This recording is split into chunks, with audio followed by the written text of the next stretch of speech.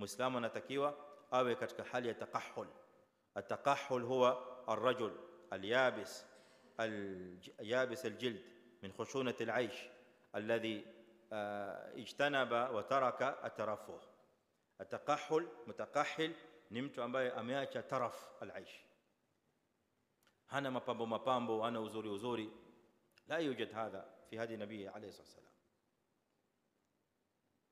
Ndio maana salawatu rabbi wa salamu alayhi, hata katika iddihan, katika kupaka mafuta ya nywele, kana yadahin ghibban, alikuwa akipaka mafuta ghibban. Ma maana ghibban? Yani yadahin yawman wa yatruk yawman, alikuwa apaki mafuta ya nywele kila siku. Biaks ma yafaluhu baadhi alshabab alyawm, baadhi ya mashabab, baadhi ya vijana leo wanamaliza dakika 20 30 1 hour kama vile wasichana mbele ya kioo akiwa anajitayarisha kutoka. بعض الشباب المسلمين خلاف هدي النبي صلى الله عليه وسلم. مسلم خاصة الرجل atakiwa awe mutakahhil yabis aljild, yani hana mapambo ya mwili, hana mapambo ya ngozi. Watakuwa kila siku uko katika malotion na makrim wajipaka katika ngozi. Hadha linisa. الرجل جلده يابس لا بأس، جيد، هذا مطلوب في خشونة العيش، تارك للترفه، هنا لما زاد رفاهية. هكذا ينبغي يكون الرجل.